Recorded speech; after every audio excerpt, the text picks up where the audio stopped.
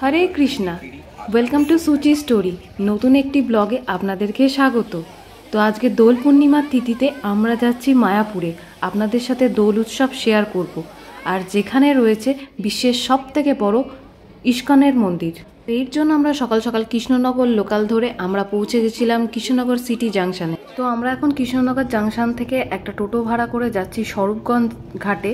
সেখান থেকে নৌকা পার হয়ে যাব আমরা মায়াপুরে।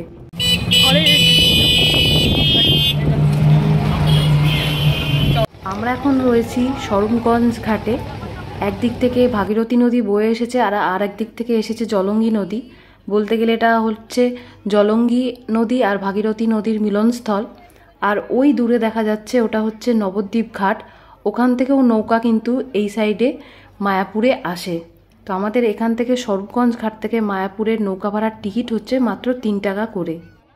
স্বরূপগঞ্জ ঘাট থেকে আমাদের মায়াপুর ঘাটে পৌঁছাতে মাত্র লাগলো 2 মিনিট, কারণ এইখানে জলঙ্গি নদীর ডিস্টেন্স খুবই কম।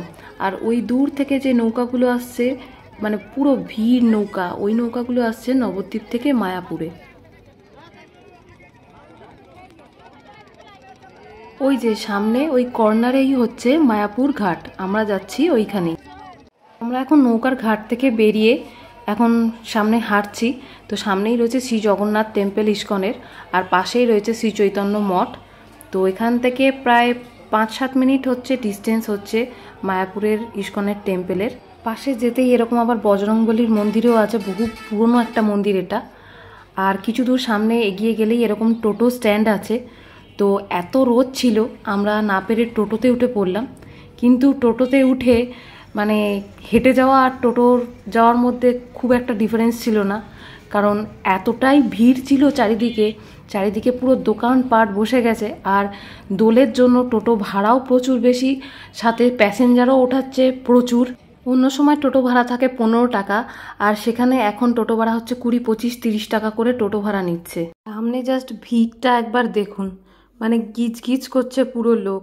আর দুই ধার দিয়ে পুরো দোকান বসে গেছে, মেলা বসে গেছে, মানে কি বিক্রি হচ্ছে না। তো আলটিমেটলি আমরা গেটের সামনে এসে এখন উপস্থিত হয়েছি। এই হচ্ছে মায়াপুর চন্দ্রদয়া মন্দিরের গেট, আর পিছনেই হচ্ছে বিশ্বের সবথেকে বড় ইস্কনের মন্দির। এদিকে আমি ঢোকার আগে প্রভুর উদ্দেশ্যে একটুখানি তিলক কেটে নিলাম আর কি। তো চলুন ভিতরে এবার যাওয়া যাক। তো ভিতরের সামনে ভিড়টা জাস্ট একবার দেখুন। আমরা এখন ঢুকেই এখন যাচ্ছি সামনে, এখন ডান দিকে পরপর যে ভোগের যে কাউন্টারগুলো আছে আমরা সেখানে যাচ্ছি এখন ভোগের টিকিট কাটবো বলে। তো ওই যে গদা ভবন বা গীতা ভবন বা যেখানে যেখানে আর কি ভোগ দেওয়া হয়, আনফর্চুনেটলি সেই এত ভিড়ের জন্য, এই দোলের জন্য এখন সেই কাউন্টারগুলো বন্ধ রয়েছে। শুধুমাত্র সুলভ ভোজনালয়, যেটা 40 টাকার যে কুপন, সেটাই একমাত্র কাউন্টার খোলা রয়েছে। তাই সবাইকে এখন ওখানেই লাইন দিতে হচ্ছে। আর তার ভিড় হচ্ছে এরকম সাংঘাতিক একটা ভিড়, প্রায় 2টো লাইন চলে গেছে, লাইনের কোনো শেষ নেই। তো আমরা সেখানে গিয়েই এখন সুলভ, এই যে হচ্ছে সুলভ কাউন্টার প্রসাদের, তো আমরা এখন এখান থেকেই কুপন কাউন্টার কাটবো। এখানকার কুপনে হচ্ছে খিচুড়ি আছে, রাইস আছে, সবজি আছে, ডাল আছে, আর মিক্স সবজি আছে। তো এটার কুপন হচ্ছে 40 টাকা করে। তো আমরা কুপন পেয়ে গেছি। সকালে 12টার মধ্যে আসলে তবেই এই কুপন পাওয়া যায়। তবে আজকে যা ভিড়, মনে হচ্ছে আজকে 12টা ছাড়িয়ে পুরো ক্রস করে যাবে। আর গেট দিয়ে ঢুকেই বাঁ দিকে রয়েছে এই জায়গাটা, যেখানে অখণ্ড হরিনাম সংকীর্তন হয়। মানে দিনের মধ্যে রোজ দিন 24 ঘন্টা এখানে হরিনাম সংকীর্তন হচ্ছে। আমরা এখন দাঁড়িয়ে রয়েছি শ্রী প্রভুপাদ সমাধিক্ষেত্রের সামনে। এই জায়গাটা দারুণ সুন্দরভাবে নানান কালারফুল ফুল গাছ দিয়ে, ফোয়ারা দিয়ে নানান সুন্দরভাবে সাজানো। এই জায়গাটা যতবারই দেখি ততবারই মন ভালো হয়ে যায়। দোল উৎসব উপলক্ষে এই মন্দিরটাকে দারুণ সুন্দরভাবে বিশেষভাবে সাজানো হয়েছে। এখন ভিতরে ঢুকে মন্দির পরিদর্শন করব, কিন্তু দুঃখের বিষয় হলো ভিতরে কোনো রকম ফটোগ্রাফি বা ক্যামেরা, মোবাইল অ্যালাউ নয়, তাই সেগুলো কাউন্টারে জমা রেখে যেতে হবে। তো আপনারা বরং মায়াপুর ওপর থেকে একবার পাখির নজরে দেখে নিন।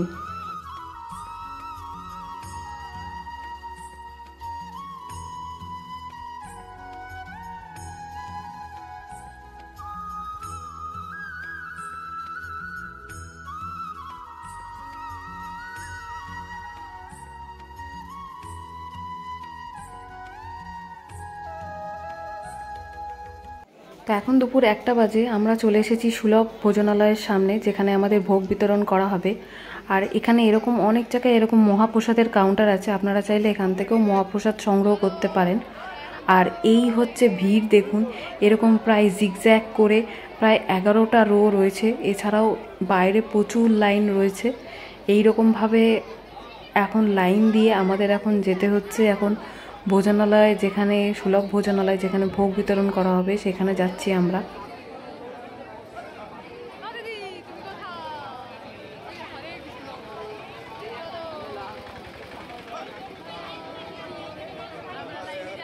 এতটাই সাংঘাতিক আজকে ভিড় রয়েছে, প্রায় এখনও আমরা লাইনে রয়েছি, প্রায় 1 ঘন্টা হতে যাচ্ছে। তো আলটিমেটলি আমরা এখন 1 ঘন্টার পরে এখন প্রসাদ কক্ষে ঢুকছি। এই হচ্ছে প্রসাদ কক্ষ, লম্বা এরকম লাইন করে প্রসাদ দেবে। আমাদের প্রসাদ দেওয়া এখন শুরু হয়েছে। তো প্রথমেই দিল খিচুড়ি, যেটা খুব সাংঘাতিক গরম। এই হচ্ছে খিচুড়ি, একদমই পাতলা। আর এরপর এখন দিচ্ছে হচ্ছে ভাত, আর এবার দিচ্ছে একটা মিক্সড ভেজ সবজি, আলু রয়েছে, পটল রয়েছে, ডাঁটা রয়েছে, আরও অনেক কিছু রয়েছে।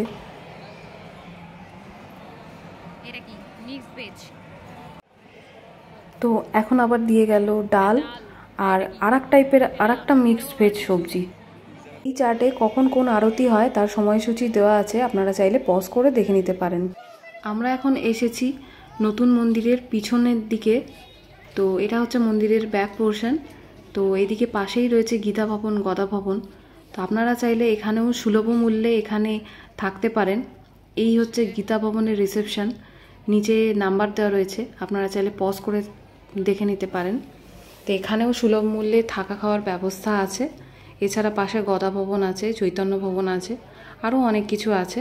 এছাড়া মায়াপুর মন্দিরের কম্পাউন্ডের বাইরেও প্রচুর হোটেল পেয়ে যাবেন। প্রায় 100 টাকা থেকে শুরু করে 200 টাকা থেকে শুরু করে নানান রুম পেয়ে যাবেন, কোনো অসুবিধা হবে না। দোলের উৎসবের জন্য চারিদিক নানান রঙিন কাগজপত্র, নানান লাইট ফাইট দিয়ে সাজিয়েছে মায়াপুর এখন। তো আমি শুধু ভাবছি সন্ধ্যেটা শুধু নামলে মায়াপুরের চেহারাটা কীরকম হবে, অবশ্যই সেটা আপনাদের সাথে পরে শেয়ার করব।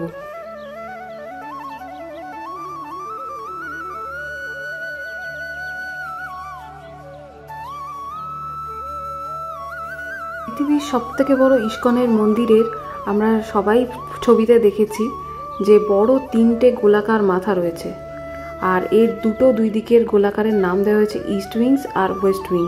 আর ওয়েস্ট উইংয়েই রয়েছে নরসিংহ মন্দির। নতুন যে নরসিংহ মন্দির হয়েছে সেটাও এই দোল উৎসবের কারণে এই 2-3 দিন বন্ধ থাকবে, তো যার কারণে আমরা মন্দিরে ঢুকতে পারলাম না। আর এমনিতেও তো ভিতরে ক্যামেরা অ্যালাউ নয়। তো চলুন সেই মন্দিরের কিছু ক্লিপিং আপনাদের দেখিয়ে দিচ্ছি যেদিন উদ্বোধন হয়েছিল।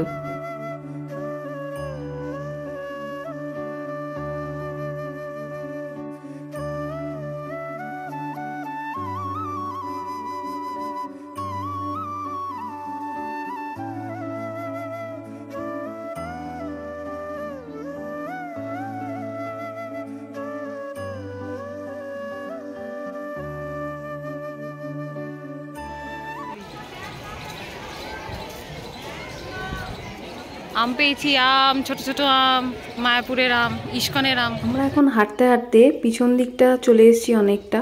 তো এখানেও গৌর পূর্ণিমা তিথি উপলক্ষে এখানে মেলা বসেছে এরকম। তো এখন যেহেতু দুপুরবেলা তাই বন্ধ রয়েছে। আর ঠিক চৈতন্য ভবন, এই যে এখানেও সুলভ মূল্যে থাকা খাওয়া যায়, ঠিক এর অপোজিটেই এই মেলাটা হচ্ছে। আমরা এখন যাচ্ছি ইস্কনের গোশালার দিকে। গোশালার সামনেও দেখুন কি ভিড়। এই হচ্ছে সামনে গোশালার গেট। তো এই হচ্ছে গোশালার ভিতরের অংশ। এখানে সাইডে লেখা রয়েছে গরুকে বাইরের কোনো খাবার দেওয়া যাবে না। আর পাশেই রয়েছে ডোনেশন বুথ বা অনুদান কেন্দ্র। কেউ যদি গরুর খাবার দিতে চান বা গরুর জন্য কোনো সামগ্রী দান করতে চান তো সেগুলো দিতে পারেন। এখানে সমস্ত চার্ট লেখা রয়েছে। রোজ দিন এত লোক দেখছে ওরা, মানে ওরা দেখতে দেখতে অভ্যস্ত হয়ে গেছে, তাই কোনো রকম প্রবলেম করে না কাউকে। মানে গোশালায় মানে প্রচুর গরু, ভ্যারাইটিস টাইপের, মানে এত যে গরু এখানে রয়েছে সত্যি কথা বলতে আমার কোনো আইডিয়া ছিল না। এই তিনজনকে আবার দেখুন, পুরো 3 ইডিয়টস এর মতন দাঁড়িয়ে আছে, সবাই ফটো তুলছে, আবার পোজও দিচ্ছে। আর এটাকে দেখুন কিরকম রাগি রাগি মুখ করে মনে হচ্ছে দাঁড়িয়ে আছে। আর শিংটা দেখেছেন কি খতরনাক। শুধু প্রচুর টাইপের গরু নয়, এখানে প্রচুর টাইপের ভ্যারাইটিস রকম ষাঁড়ও দেখতে পারলাম। আর তাদের শিংগুলো তো এক এক ধরনের এক এক টাইপের ডিজাইন করা। তো গোশালার মধ্যেই এরকম কিছু স্টল আছে, এখানে ঘি, মাখন, দই, ক্ষীর সমস্ত কিছু পাওয়া যাবে, এছাড়া ধূপকাঠিও পাওয়া যাবে। তো স্টলগুলোতে একবার ভিড় দেখুন। তা আমরা এরকম এক ভার ক্ষীর নিলাম, দাম 50 টাকা নিল। তো দারুণ টেস্টি। এখানে এরকম গরুর গাড়িরও ব্যবস্থা আছে, চাইলে এই গাড়ি করেও ভিতরটা ঘুরে দেখতে পারে। গোশালার এদিকে রাস্তার ধারে এদিকে এরকম দুবেলা এরকম বিনামূল্যে এরকম ভোজন খাওয়ানোরও ব্যবস্থা আছে। আপনারা চাইলে এখানেও যোগাযোগ করতে পারেন, যদি ওইখানে যদি কুপন যদি না পান। এছাড়া মন্দিরের কম্পাউন্ডের মধ্যে বেশ কয়েকটা ভেজ রেস্টুরেন্ট আছে, যেমন এটা হলো গোবিন্দাস রেস্টুরেন্ট, আপনারা চাইলে এখানেও খেতে পারেন। গোশালা থেকে ফেরার পথে গোশালার রাস্তার পাশেই রয়েছে প্রভুপাদ ভিলেজ। এখানকার রিসেপশনে যোগাযোগ করে আপনারা চাইলে এখানকার কটেজগুলোও বুক করতে পারেন থাকার জন্য। এখন আমরা চলে এসেছি নতুন মন্দিরের পাশে। এখানে বসেছে গৌর পূর্ণিমার মহোৎসবের জন্য মেলা বসেছে।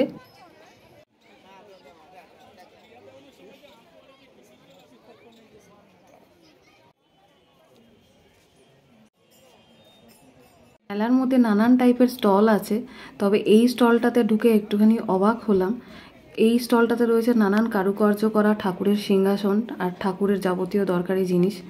এই যে কাঠের যে সুন্দর যে সিংহাসনটা দেখছেন, কি দারুণ কাজ করা না? তো এই সিংহাসনটার প্রাইস হচ্ছে 1,73,000 টাকা মাত্র। আর এই পাশের বড়টার প্রাইস হচ্ছে 2,19,000 টাকা মাত্র। মানে ভাবা যায়। তো আমরা এখন যাব কৃষ্ণ মন্দিরের দিকে, তো চলুন যাওয়া যাক ভিতরে।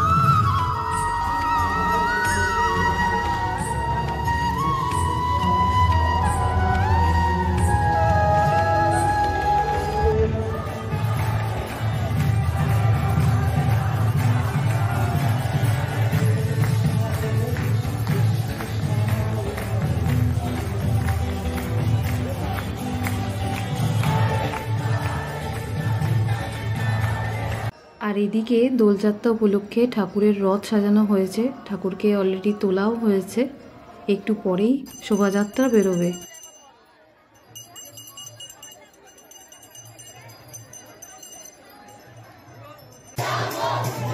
কি ভিড় হয়েছে একবার দেখেছেন? আর সবার উচ্ছ্বাসটা একবার দেখুন।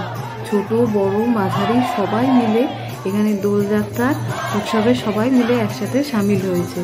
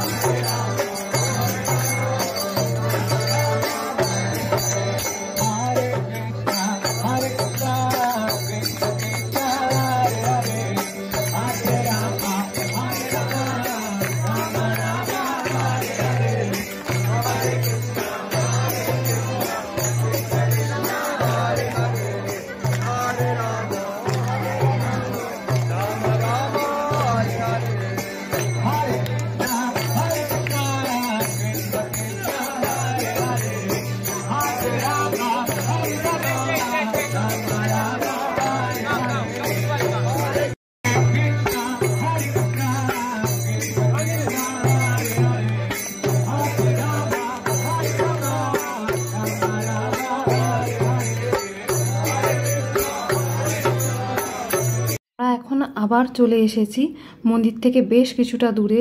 একটা বড় একটা মাঠ আছে, এখানে এরকম বিশাল বড় প্যান্ডেল করা হয়েছে। আর এখানে এরকম বড় জায়ান্ট স্ক্রিনেও লাগানো হয়েছে, পুরো একটা ড্রোনের একটা শট দেখানো চলছে। আর এইখানেই হবে ঠাকুরের এখানে অভিষেক, ঠাকুরকে এখানেই রথে করে নিয়ে আসা হবে। বিশাল বড় প্যান্ডেল করা হয়েছে যাতে সবাই ঢুকে যায়। আর ভিড়টা একবার জাস্ট দেখুন। তো ফাইনালি এখন দোল উৎসবে সেই শোভাযাত্রা বেরিয়েছে, সবাই মিলে এখন যাচ্ছে ওই মাঠের দিকে যেখানে বড় স্টেজ তৈরি করা হয়েছে, ওখানেই হবে ঠাকুরের অভিষেক। তো এই হচ্ছে শোভাযাত্রা।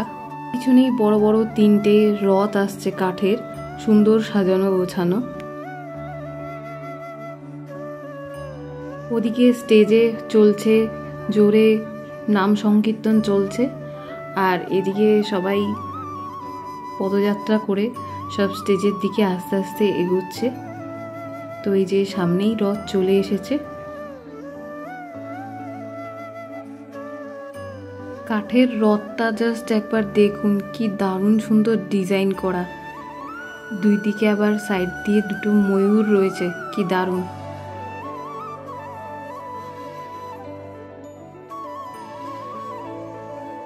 এর পিছনেই রয়েছে আর একটা রথ, মানে দ্বিতীয় রথ। তো এই রথে দেখতে পাচ্ছি ইস্কনের নানান গুরুদেবরা রয়েছেন, তারা এই রথে যাচ্ছেন সবাই। আর পিছনে রয়েছে থার্ড, মানে আর একটা রথ রয়েছে। আর পিছনে পিছনে সবাই দেখুন নাম কীর্তন করতে করতে যাচ্ছে। ওই যে মানে লাস্ট যে তৃতীয় যে রথ সেটা আসছে। আর এই রথে রয়েছে প্রভুপাদর মূর্তি, আর পিছনে রাধাকৃষ্ণ রয়েছে।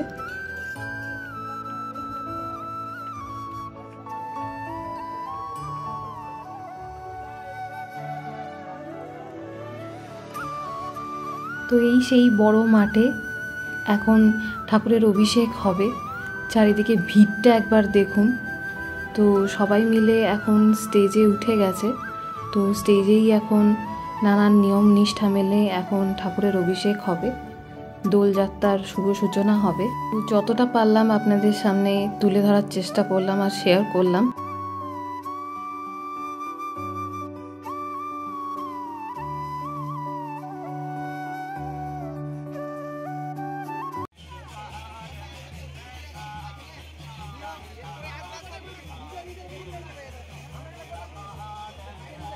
তো এখন প্রায় বিকাল গড়িয়ে সন্ধ্যা নামার পথে আস্তে আস্তে সূচি মামা ডুব দিতে শুরু করেছে।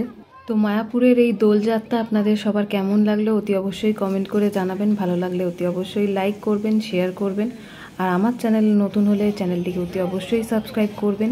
সবশেষে থাকলো আপনাদের জন্য মায়াপুরের সন্ধ্যের দৃশ্য, তা আবার পাখির চোখে।